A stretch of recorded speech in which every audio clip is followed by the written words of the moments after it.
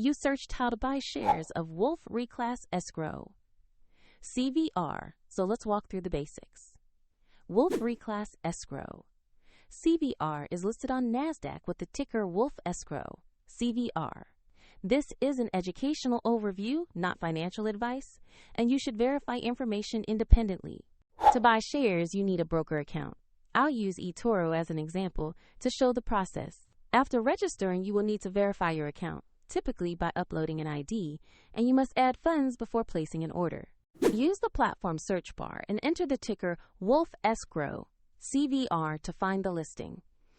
Confirm the search result carefully to ensure you select the correct company and ticker. On the asset page, check basic company information and the price chart to confirm it matches WOLF Reclass ESCROW.CVR. Make sure the company details and NASDAQ listing align with the ticker before proceeding. To invest, choose buy and enter the amount you want to invest, then review the order details and confirm. If the market is closed, the order may be scheduled or placed as a limit.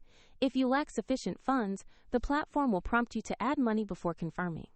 Once executed, your position will appear in your portfolio. For the link to eToro and more details, check the description below.